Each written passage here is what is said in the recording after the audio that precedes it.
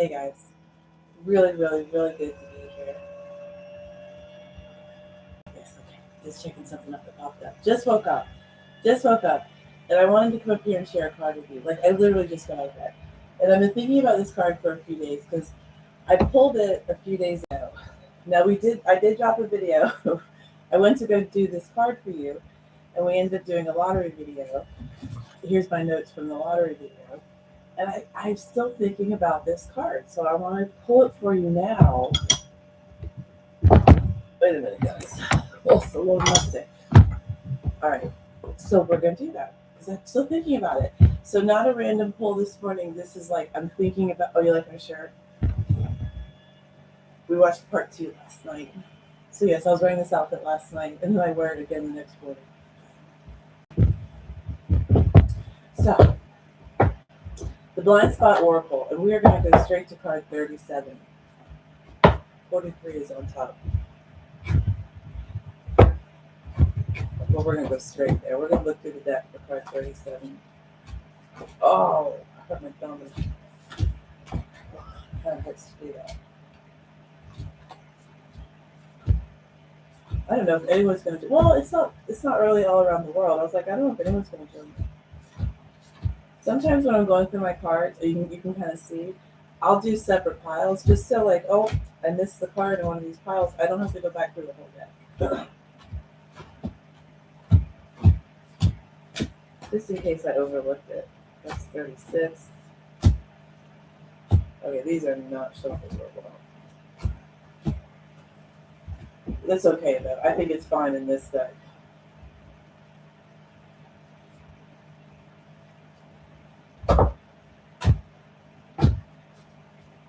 Come on, I really need to shuffle this. I'm not going to worry about that. So, sorry guys. I was like, oh, I'll find it. I'll just chit chat while I'm looking. But I'm actually looking. Okay, and I didn't find it. So let's go back to the deck. 37, card 7.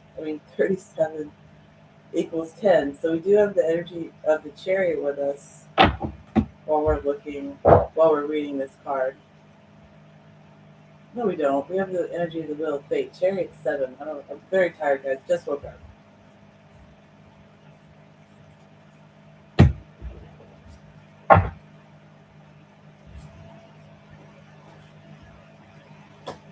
So, card 10 is the year that we're actually sitting in right now. We're sitting in the energy of 10 because 2026 equals 10. Yeah, I'm straight up a monotasker. Should have found the card maybe before. Oh,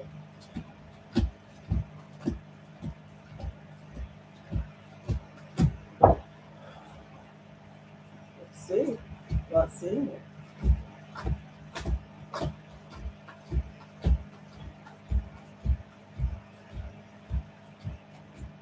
Okay, last pile. If we don't find it, that's another message. Oh, I don't need the card. I can go straight to the guidebook. Okay, there it is. 37. Okay, so the other day when I got the deck, which is on sale now, it was on sale for $26. I paid $34. So this is the card. This is Teal Swan's work, and she said that she channeled these, which means she was. I don't want to speak for her. If I said I channeled, and I have channeled cards before, it's like I'm present and I'm drawing it, but do I necessarily know where the message is coming from? This is me. I'm not speaking for Teal. No, I don't necessarily know where the message is coming from. Channeled it. All right, 37. Oh my God, who else has their summer cold? Okay, this is really. No, wait. This is not the card I pulled. This is the second card I pulled because I. No, I'm not. It is the card I pulled. So sorry. All right, 37. When you guys are drawing, do you see it's like a very very crisp doodle. It's a little bit doodleish. Doodle, doodle, doodle, doodle.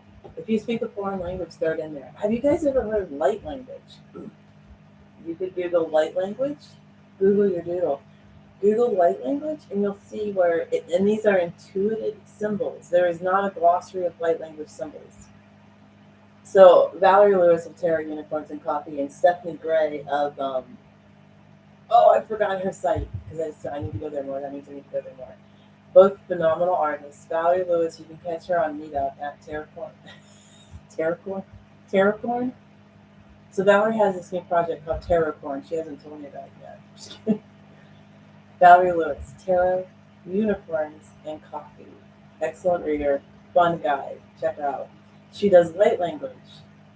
So, okay. Let's go ahead and read the card. This thing has stuck with me. Let's read this card.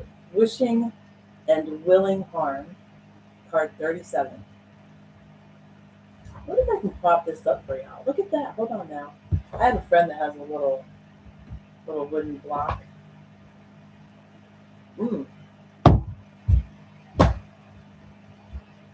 There we go. Okay, it's all you're not seeing is the 37.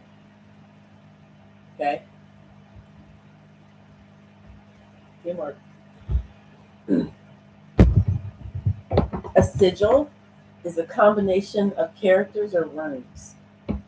So if I draw a single line, that is a rune. That's actually an Elder Futhark rune. I don't have my deck right next to me. You could probably find it in the Orm Oracle as well. Ogham.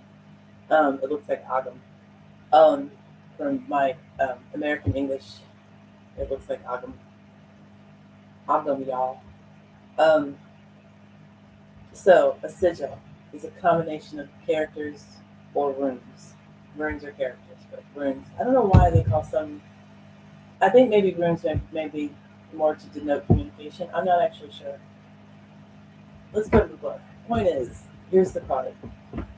You do not need to replicate this symbol to bring forward the message or energy you're seeking from this card. Okay? You can do whatever you want with it.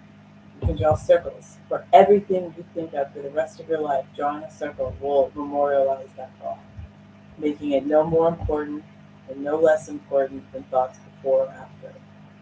You are consistently important. Your thoughts are consistently important.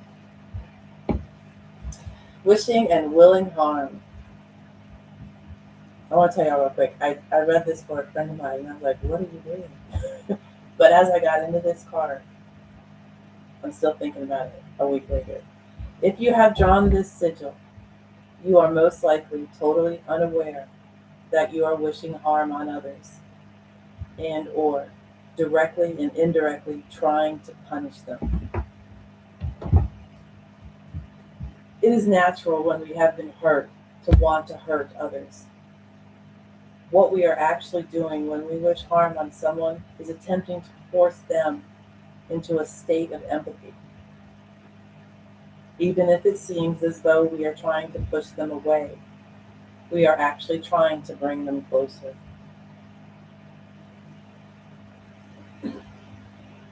Compassion naturally arises as a result of relating to someone's suffering. All we must do in order to feel compassion and know what action to take is to relate to their pain. We are trying to force people into this state in order to become connected to them instead of separated, which is what we feel when someone causes us pain. We feel that separation. We are trying to force people into this state in order to stay safe in our relationships and to feel a sense of justice and fairness so we can escape from the resentment we feel. We punish in order to establish a sense of control in a situation where we feel out of control. We punish in order to establish a sense of fairness because we feel wrong, which is to escape from resentment. We punish to try to get people to comply, so they don't do something again. But the problem is, punishment doesn't work. When we punish, which is to introduce negative stimulus, a person doesn't usually avoid doing the behavior we want them to stop. Instead, they avoid the source of that negative stimulus. This means they still do the behavior, they simply do it behind our backs. If you have drawn this sigil, whether you admit to it or not, you feel hatred. It may be very hard for you to admit to this because it will make you feel bad and wrong as a person. Hatred is perhaps the most extreme form of vibrational resistance to something. It is resistance to the degree that one wishes to destroy the thing that is perceived to be causing the pain. The perception of threat causes hatred. The perception that something or someone in your life diminishes something you hold dear causes hatred. A threat is something that is likely to cause danger or damage. In other words, it is something that is likely to hurt you. When a person feels as if they are in the presence of a threat, they feel fear, and that fear is quickly converted into anger, which is a state of defense. Hatred is the human ego in a state of defense. When we find ourselves hating something, the questions we have to ask ourselves are, what threat does this thing pose to me? What threat does this thing pose to me? Answer that one. Be clear. What threat does this thing pose to me? How is it hurting me? Be clear. How is it hurting me? What am I afraid of? What am I afraid of? If you have drawn this sigil, you must become aware of your resentment. Resentment is a state of being in pain as a result of perceiving that you have been treated wrongly. Listen to me. Lock in. Resentment is a state of being in pain as a result of perceiving that you have been treated wrongly, unjustly, and unfairly. One of the main challenges as far as resentment is concerned is that it immediately converts itself to distrust. When you feel like you have been treated unfairly, unjustly, and wrongly by someone, you have learned that you cannot rely on that person to care for your best interests. And so, you do not trust them. This bitter distrust is usually what people are feeling in someone when they say that person can't let go of resentment. It is easier to let go of something painful in the past that does not have a big negative impact on the present or the future. However, resentment often involves being treated unfairly in a way that does have such a negative impact. Ask yourself honestly, am I really resentful towards myself because of my role in the situation where I ended up being treated unfairly? Am I really resentful towards myself? Am I really resentful towards myself because of my role in the situation where I ended up being treated unfairly? For example, sorry guys. For example, now guys, I do want to say that the example that is being used here is somewhat strong.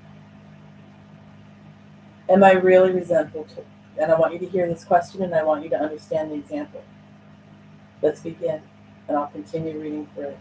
Ask yourself honestly, am I really resentful towards myself because of my role in the situation where I ended up being treated unfairly. For example, perhaps I got raped after drinking too much and blacking out. Perhaps the resentment towards the other person is a way to avoid the resentment I have towards myself for drinking so much that I let my guard down. And now I cannot trust myself. Often our resentment towards others is a disguise or a way of avoiding facing the resentment we have towards ourselves. Fair versus unfair and wrong versus right are subjective perspectives. But for the sake of our understanding, there are circumstances where a person has felt like they were treated unfairly, when in fact they were treated fairly. And there are circumstances where a person perceives themselves to have been treated unfairly, when in fact they were treated unfairly. Either way, the state of being called resentment is present. Acceptance is a key part in letting go of resentment, because if resentment is present, it means you cannot accept something. Don't confuse acceptance of something with adopting something as your preference or endorsing it. Take a look at the situation that is causing you to feel resentful and ask yourself, what am I unwilling to accept about this situation? Why am I unwilling to accept that? If I accepted that, what would it mean? Or what bad thing would happen? You're not always at fault, guys.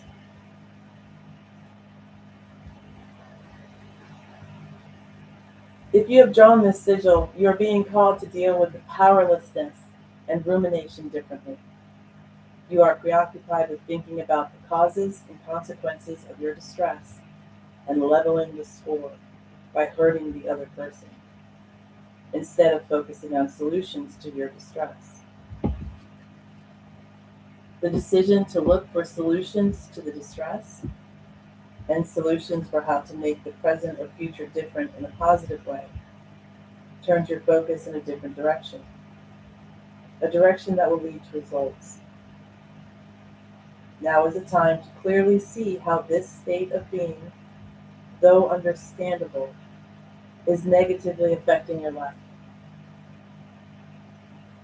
and is preventing you from taking the actions that would bring about positive change. Close your eyes to imagine the long-term effects down the road if that resentment was not altered, but stayed the same and got worse.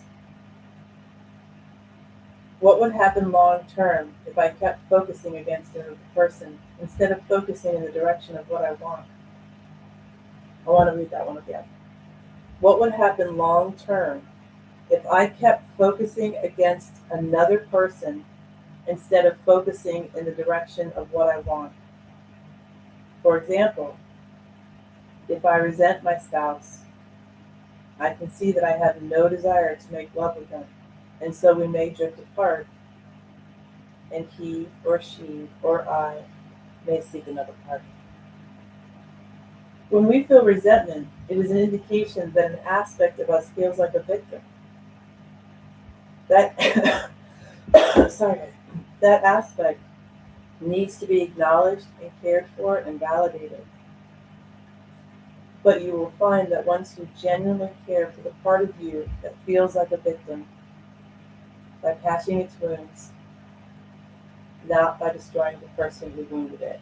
And this is why I keep coming back to this card, that statement. By patching its wounds, not by destroying the person who wounded it. I am more important than the person who hurt me. I deserve my time, my respect, not them. Let's go back to the book. So let's read that one more time. Let's read that sentence one more time. But you will find that once you genuinely care for the part of you that feels like a victim, by patching its wounds, not by destroying the person who wounded it, looking for any way that you are responsible in the situation will have an interesting side effect. You will no longer feel powerless. in relation to the other person. This means you need to take responsibility and take it into your hands to learn that lesson and act differently in the future.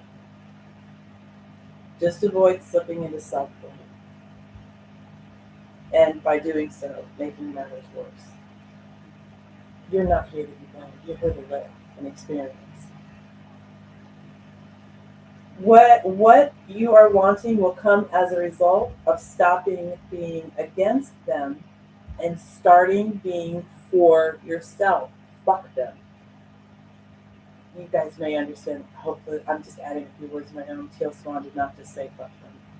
If you have drawn this sigil, once you genuinely care for the part of you that feels like a victim, by patching its wounds, remember, not by destroying the person who wounded it, you are being called into a space of compassion. There is nothing harder than cultivating compassion for something that has hurt you. This step should never be done prematurely. If you try to force yourself to find compassion for the person who you feel hurt by, it is abusive. This has to be something you genuinely want to look for, not so that you can feel like a good person or do what is right, but because you are ready to stop the terrible feeling of tension that the resentment and need for requital creates.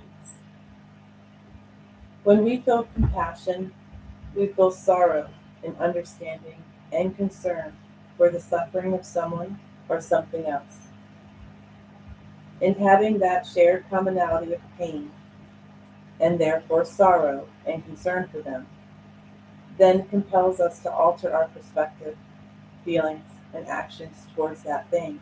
It causes forgiveness to naturally occur within you. Compassion immediately arises when someone experiences pain that we relate to.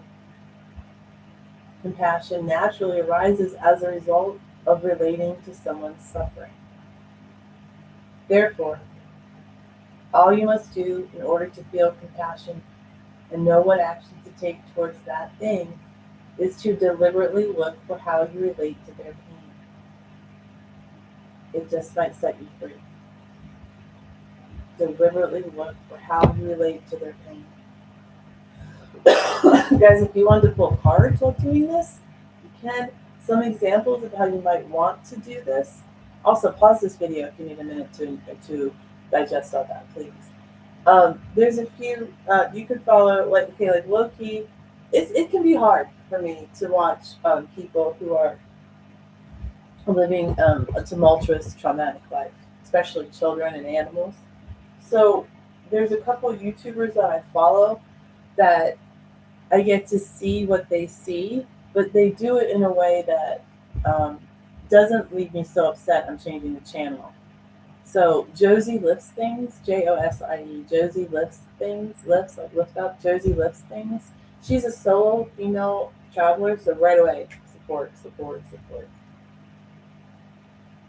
She goes everywhere. I watched the video of her in Taliban run Afghanistan, post-US pullout. This is recent.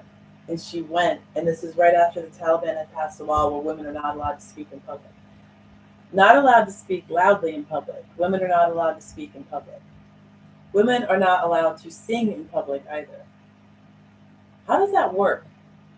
Do you know in the video, I didn't see a single woman except her. She was walking through towns where there were no women outside. So anyway, I was able to watch the video and to see the community, the children, the animals, and the adult men. And from her lens and her narration, I watched the whole video and was able to kind of tap in, barely. This is scratching the surface. I'm sitting on my comfy couch in my AC abundant den. Do you know what I mean? I might have had a tall glass of water and a bowl of popcorn. You know what I'm saying? I'm couch surfing, watching this show and building compassion. Yes, I am, and I will continue to do it that way. Also, Mr. Beast, he does. He actually has more than one channel. One of his channels is philanthropic in nature. He helps humankind. So if you go to his philanthropy channel, his philanthropic endeavors, you can see some videos that if you want, if you don't look. Just have that compassion for yourself. But you may have more spaces within you that need compassion than you're even aware of. And you will be aware of that as your empathy builds. And empathy comes from compassion for others. We may think that's just how it is. We may have had something happen to us as children over and over and over again. Something that was so, maybe just not quite so overt in the abuse that it was, to the point that we weren't even sure we should question it was abuse. And no one, our other friends weren't talking about this happening to them, so we didn't talk about it. We were never allowed to build compassion outside of what we were feeling. And that can be difficult if we don't even know that we're being harmed. So finding a safe space to also share your thoughts and your feelings, safe spaces, your therapist, a trusted friend, sometimes groups online.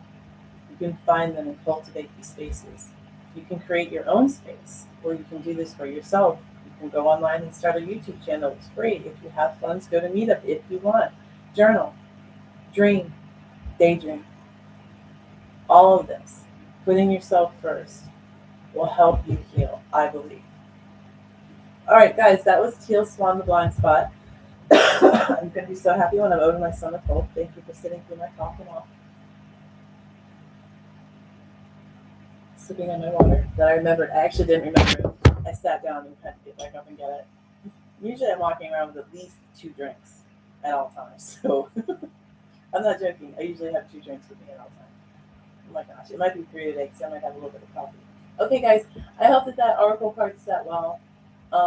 And I am loving doing the lives. So I'll be back. Yes, I'm playing with my hair.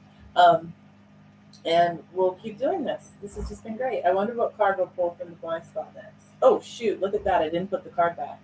Not okay. Well, actually, that's totally fine. Because, now it's going in there. So, all right. All right. I will be back with you guys later. I'm so happy to have shared this card with you. And, just a quick reminder. Tomorrow, Monday, Tuesday, Thursday, Friday, Saturday, 8 a.m. I go live. Nope, that's not right because I don't go live on Thursdays. That's if you want to come to the live. If you want to come to the group, it's free. It's on Meetup. Link in the description, and it's the that might be my Dallas Tarot Club on Thursdays. That's Dallas Tarot Club on Thursdays, but Willow Tarot is also here. All right, bye. You guys are great, and I'll see you later.